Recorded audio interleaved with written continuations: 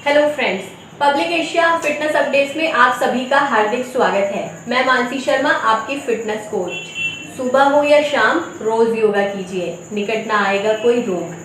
बीते तकरीबन 4 महीनों में हमारे सांसारिक जीवन में कुछ ऐसे बदलाव हुए हैं जिसे हर स्तर के व्यक्ति को अपनाने में कई प्रकार की चुनौतियों का सामना करना पड़ रहा है। इन्हीं सब चुनौतियों से आगे बढ़ते हुए हम अपने शारीरिक और मानसिक संतुलन को कैसे बना के रखें, आइए इन्हीं सब बातों पर चर्चा करते हैं योगा टीचर सुबोध शर्मा जी से।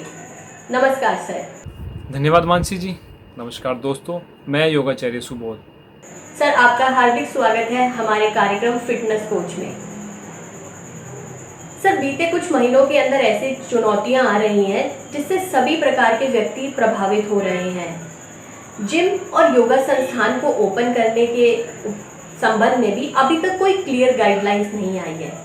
तो सर, हम सब कुछ ऑनलाइन ही प्रैक्टिस कर रहे हैं जो आपकी गाइडेंस के अंडरटेकिंग चल रहा है। सर, आज आप हमारे नए श्रोताओं के लिए, नए दर्शकों के लिए कुछ ऐसे 5 या 6 आसन बताइए जिनको हम घर के काम के साथ, ऑफिस वर्क फ्रॉम होम की स्ट्रैटेजी चल रही है सर आजकल, उसके साथ करते हुए अपने दिनचर्या को सुचारू रूप से पहले की तरह नॉर्मलाइज लाइफ जी सके। बहुत ही अच्छा प्रश्न मानसी जी आपका। किस प्रकार हम इस कोरोना काल में अपने स्वास्थ्य का ध्यान रखें। जैसा कि सभी को पता है, पिछले 4 महीने से हम लोग एक ऐसी महामारी से जूझ रहे हैं जिसका अभी तक कोई सोल्यूशन नहीं निकल पाया है।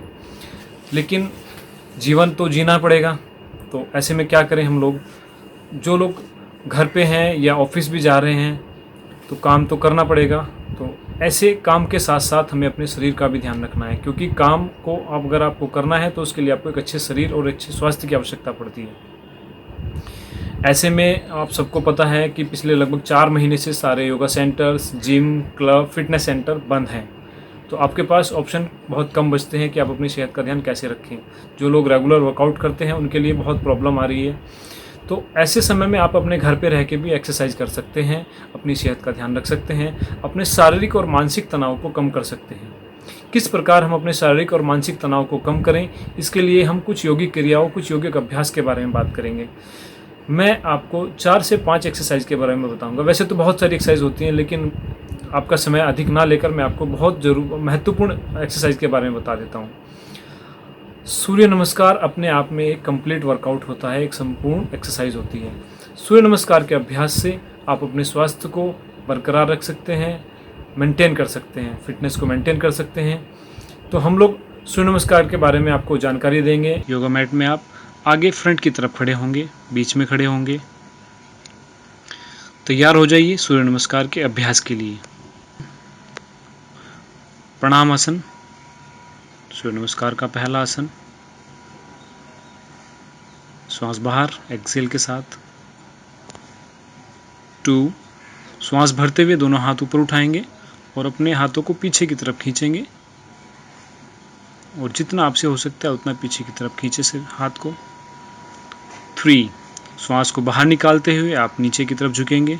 ध्यान रखें, जिनको कमर दर्द है वो इस आसन को नहीं करेंगे। पूरा फॉरवर्ड बेंडिंग, दोनों हथेलियां जमीन से टच, सर घुटनों के साथ।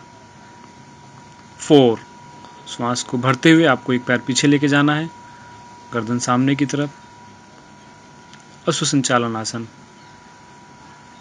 5, पर्वतासन में जाएंगे, दोनों एड़ियां जमीन से टच करेंगे। इसमें श्वास बाहर रहेगी आपकी एक्सेल के साथ। 6, दोनों पंजे, दोनों घुटने, चेस्ट, चिन और हाथ जमीन पर टच आपके। अष्टांग नमस्कार इस आसन का नाम है।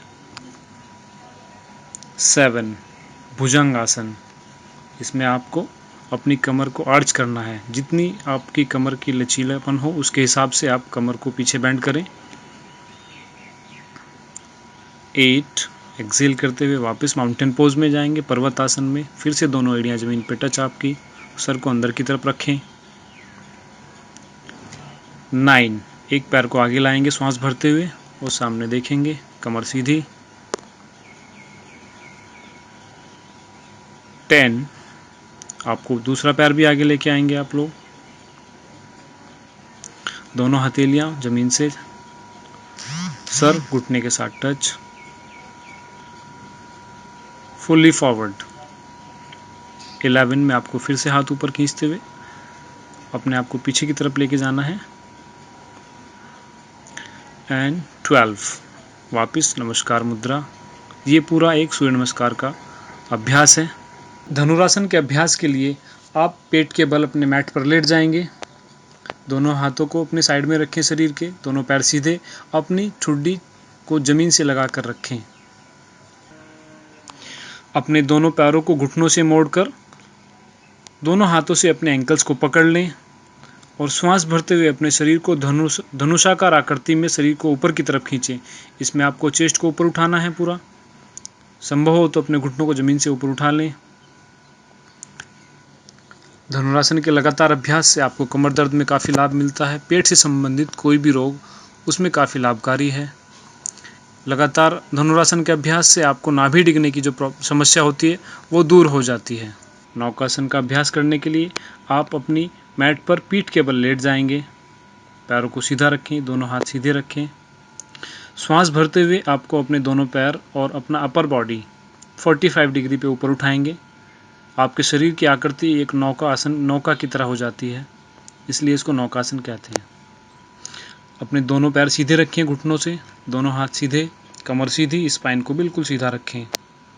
नौकासन के अभ्यास से आपके कोर की स्ट्रेंथ बढ़ती है, आपका डाइजेशन सिस्टम स्ट्रॉन्ग होता है। यह आलस्य को दूर करता है और पेट की चर्बी को कम करने के लिए सबसे महत्वपूर्ण आसन है। इसके अभ्यास से आपके पेट की चर्बी कम हो जाती है। नौकासन के अभ्यास से आपका आलस्य दूर होता है। भुजंग आसन के अभ्यास के लिए आप अपनी मैट पर पेट के बल लेट जाएंगे। अपनी दोनों हथेलियां चेस्ट के बिल्कुल पास रखें, एल्बो से बेंड करके पैरों को सीधा रखें और पैर मिले हुए, पंजे आपके सीधे रहेंगे। श्वास भरते हुए धीरे धीरे अपनी चेस्ट को ऊपर उठाएं और अपनी कमर को थोड़ा सा आर्च करते हुए ऊपर की तरफ देखें। आप अपनी कमर के लचीलेपन के हिसाब से अपनी कमर को बैंड कर सकते हैं। भुजंग आसन के अभ्यास से आपके कमर दर्द, सर्वाइकल पेन के लिए और आपके लंग्स के लिए, आपके डाइजेशन के लिए, सभी शरीर के सभी अंगों पर सकारात्मक प्रभाव डालता है भुजंग आसन। इसके नियमित अभ्यास से आपका कमर दर्द दूर होता है, कमर का तनाव कम होता है। जो भी लोग दिन भर चेयर पे बैठ के कंप्यूटर या लैपटॉप पे काम करते हैं उनके लिए भुजंग आसन का अभ्यास बहुत महत्वपूर्ण है। उष्ट्रासन करने के लिए आप अपने मैट पर घुटने के बल खड़े हो जाएंगे। दोनों पैरों में कंधे के बराबर गैप कर लें। अपने दोनों हाथ कमर पर रखें। दोनों अंगूठों से अपनी लोअर बैक को सपोर्ट करते हुए आपको बैक बेंडिंग करनी है। श्वास भरते हुए आप पीछे जाएंगे। जितना आप जा सकते हैं आप उतना ही अपने आप को खींचें और फिर धीरे से वापस आ जाएं। उष्ट्रासन का अभ्यास आप 10 से 15 बार कर सकते हैं। यह कमर दर्द के लिए बहुत लाभकारी है, फ्रोजन शोल्डर के लिए। इससे आपके कंधे पीछे की तरफ जाएंगे। जिनको कंधे झुकने की प्रॉब्लम होती है उनके लिए बहुत बढ़िया है। यह आपके फेफड़ों में खिंचाव लाता है और आपकी श्वसन क्रिया को मजबूत करता है। तो देखा ना दर्शकों, आपने सर ने कितने बेसिक 5 या 6 हमें आसन बताए हैं जिसे हम आराम से घर में कभी भी कर सकते हैं और कोई भी उम्र का व्यक्ति इन्हें धीरे धीरे करके अपने स्टैमिना को बढ़ा सकता है।